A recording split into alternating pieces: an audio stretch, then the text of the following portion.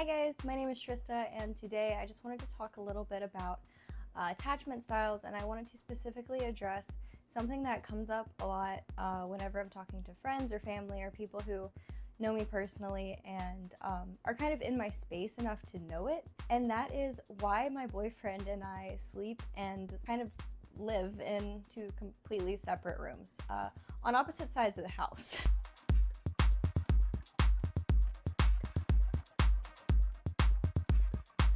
So I kind of want to talk about the attachment styles because this is going to play the biggest role in what I'm talking about with kind of why this first started and how it's been really healthy for both of us with our different attachment styles. I'm not an expert by any means. This is me kind of just doing the best I can. You can correct me in the comments, it won't bother me. You can go into more detail in the comments, won't bother me. I'm all about information, and I don't want to spread misinformation. I'm just speaking from a perspective of how I understand it and how it's kind of been explained to me. But just hang in there because there's a lot of good information in this, and I think that people who don't sleep together are very misunderstood, and I think that there's kind of some stigma behind it and a lot of fear that isn't necessary and is almost like it can be so helpful for relationships, and I think that a lot of people aren't taking advantage of it. So let's get into the meat of it.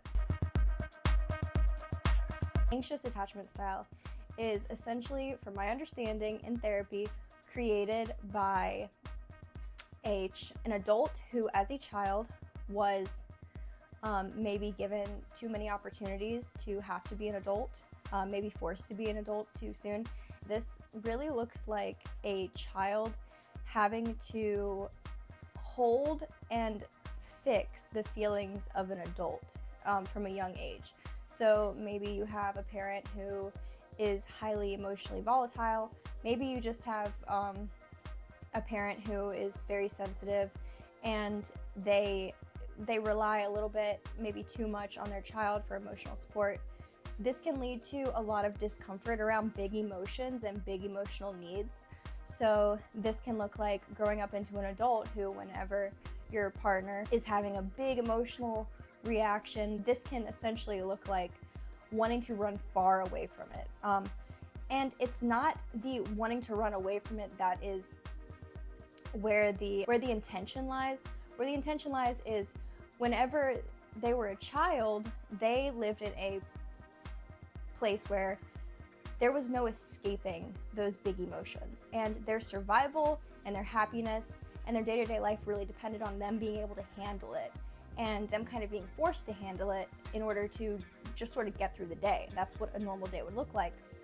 So as an adult, they don't want to be put in a position where they're willingly having to handle another adult's really strong emotions. They would rather, as an adult, feel like they have the power and the control to pull away from that when they need. So it's not really about them never wanting to handle it. That's where it sort of becomes an issue. It's about them wanting to feel like they have the space and the respect for them to be primed for those big emotions as much as possible, be able to say yes to it, for them not to be like thrown into it, and I think for them to be given permission to take breaks from it, to have that space from it, and also to not have to fix it, because very much you'll see these people, from what I've noticed, wanting to jump into fixing whatever the big emotion is if they don't immediately pull away. And if they try to fix it and the initial attempts don't work, or don't work to the fullest extent, then that can really start to trigger that like wanting to pull away, because it's like, oh my gosh, I've thrown everything at this and I haven't fixed it, so like what am I doing wrong? I'm in danger, sort of getting those signals to the brain, like I'm in danger. This is no longer like a safe place for me. Then there's the anxious attachment style. So this very much looks like any perceived distance or any perceived disinterest can be incredibly triggering. And this typically comes from an adult who made many attempts to have emotional connections with a caregiver growing up, and maybe they weren't around, or maybe they were busy, or they weren't really emotionally available. So whenever they were interacting with the child was never validated, the child never felt fully loved or cared for, or consistently loved and cared for. They felt like it was conditional or day to day. So that leads to a lot of anxiety around being in a partnership, because moving forward, that adult child no longer wants to be put in positions where they're having to vie for somebody's love. They want to feel like it is unconditionally and consistently going to be given to them without them having to beg for it, without them having to ask for it at times, which that's where it can get really unhealthy for the anxious avoidant attachment style, because people aren't mind readers. You have to be able to identify what it is that you're needing and ask for it appropriately. And that leads into a whole nother conversation about ask versus guess culture. I might make a video on that in the future, but to sum it up simply, some people are raised to ask for what they need, and some people are raised to guess what will be okay to ask for, or to guess what the correct action to do is in order to get what they want without asking for it. It gets a little complex, but oftentimes I see with the anxious attachment style that they are very guess oriented. They try to do things essentially, not in a negative connotation, but they essentially will do things to manipulate their partner in order to get something that they need. If you have more questions about that, definitely ask in the comments. It's very subtle at times and it's very obvious at times. But the whole thing is both attachment styles want to be loved. They just want to be loved in a way that feels safe to them. For the avoidant, they want to feel like they have the space to be safe from the big emotions. And the anxious attachment wants to feel like their big emotions are going to be taken care of, and that they're not going to have to feel those big emotions. And if they do, they want them to be validated, and they want them to be not necessarily fixed, but they want them to be treated with care. Both looking for something that they did not fully get as a child in an adult relationship. Now that we've kind of covered that a bit, I want to talk about how this plays into why my partner and I do not sleep together. Now, I in a world full of people who are at least a little bit dishonest on social media, essentially for the way that it looks or the way that you would like to be perceived, I want to be very candid. When we first moved in together, this was very difficult. I mean, horribly difficult. We're on year 2 of living together now, and things are so much more peaceful, symbiotic than they were. They were not at first. So when we first moved in together, I wouldn't say I forced it, but it's kind of what was natural. It's what feels right. It's what society tells us is what we're supposed to do. So we initially were co-sleepers. And whenever you first start sleeping in the same bed as somebody, you quickly realize that it's really hard sometimes. At least it is for me, and it is for him. We both have different sleeping styles. I get really anxious and caught up in overthinking about like the position I'm laying in. Am I sweating? Am I making too much sound? Am I moving too much? Am I bothering him? And for him, it's like the exact opposite. So we just ran into a lot of problems with co-sleeping where we were waking each other up. We were grumpy, we were miserable. And more than anything, he's always had that space for a long time in his life where he didn't have that, not intrusion, but he had his safe space, his safe circle of like, you know, when I go to bed at night, I can stretch out, I can, you know, insert body noises here. And honestly, it kind of became the same for me. In the beginning, a lot of the issue stemmed from me feeling like us not sleeping together was a sign that there was something wrong with me, and that there was something wrong with our relationship, and then it meant that our relationship wasn't working. This came from me talking to other people, and other people kind of confirming this and also calling it what they thought it was, which is strange, and it's weird, and it's not normal or whatever. But after a bit of time doing it, I quickly realized that this is what works for us. So as long as we feel like we're doing good, then we're doing good. The benefits. Whenever we first started sleeping separate, he became a lot more patient with me, and I became a lot more patient with him. And a lot of it had to do with the time that we spend together is so purposeful and meaningful when we want to like relax and decompress and hang out after a long day. We don't have to be right on top of each other to do that. I have my own computer set up, I have my own bed, I have my own TV. We don't always like watching the same thing. We don't always like playing the same games. We don't always like having to hear the other person whenever they get a phone call in the middle of the evening. So whenever we spend time together and we hang out, it's us deciding to. It's not us doing it because we just are there and on top of each other 24/7. And that works for us.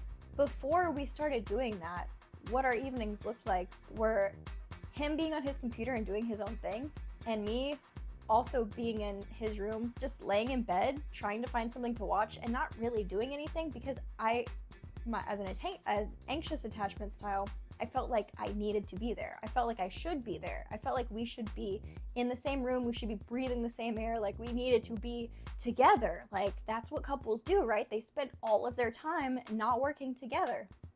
But the thing is, we both work from home. So that would look like us spending literally every minute of every day together. Except for obviously the days that we do go out now. Like our schedules have changed. But the point is, we weren't meant to spend every minute of every day together. If you want someone to get annoyed with you and you want to lose your temper with someone else, you spend every freaking minute with them. Every day. Night and day. It just doesn't work. For us, at least. So some benefits are we get along a lot better. We have more to talk about. We get to spend more time on our hobbies and hanging out with like our internet friends and things that we like to do. And whenever we do spend time together, it feels a lot more meaningful because it doesn't feel forced. It feels like it is a choice that we're both actively making and we want to do it. And it's really nice because we don't have to resent each other for having to do what the other person is doing just because we're in the same room. We can have our own choices, our own decisions, and I love that. I love that so much. The other thing is decor. I don't know if I'm gonna... You've probably seen a little bit in some of my videos. Maybe I'll do a room tour one day when it's not an absolute mess. But we have completely different decorating styles. Not only that, but he is incredibly clean and detail oriented and stays on top of things and likes everything to be in the exact same spot every day of every week of every month of every year. However, I have to have things moved around completely every month, every 2 months. I get like the like mush brain where I need the neuroplasticity to kick in from like moving my room around. I need the decor to change. I need the lighting to change.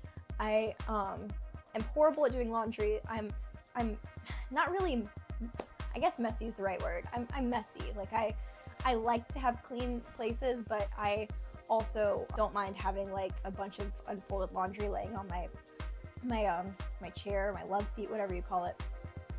So we also don't have to frustrate each other with like me feeling the pressure of like having to be perfect and having to keep things the level of clean that he prefers, and him feeling like he is trapped in this chaotic mess of a room because things aren't exactly where he would prefer them to be. It just works. We also have our own bathrooms. One thing that I remember from us sharing a bathroom is there was one sink, and he, when he shaved, he just didn't care about the hair. I don't know why, but that's like one thing that he just like did not care about. He is so clean about a lot of things, but he, for some reason that does not bother him. I'm not saying my sink is like perfectly clean, but like hair bothers me. It like looks like a bunch of little bugs or something. I don't know. I don't like it. And obviously there's like the obvious reason why like having our own bathrooms, like it's just nice to be able to go be alone on the complete opposite side of the house, so you can really feel that like protection and privacy that your like primal instincts are craving whenever you're in such a vulnerable state.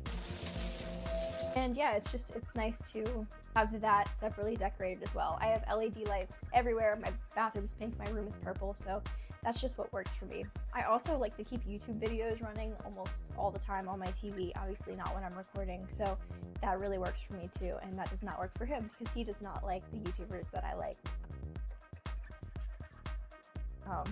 Which is honestly fair. that I don't like the YouTubers he likes either. So I know this has kind of been rambly, but I just wanted to like get all of that out there because I feel like we have a lot of pressure put on us to like act a certain way and to like be a certain way if we're in a relationship. But the truth is, the way that people were raised up from being children is so drastically different from person to person, and thus because two people come together for a relationship. So like it's even more, that's even more true when it comes to two people coming together in the same house. So you are not anyone's expectations. You are fully free to have your relationship the way that makes most sense to you. This is what makes the most sense to me, to us. Thank you very much for watching. I definitely have a ton of other videos, some of them less informative than others, but if you don't mind giving me a like and a follow, the analytics love it. Until next time, thanks again. Bye.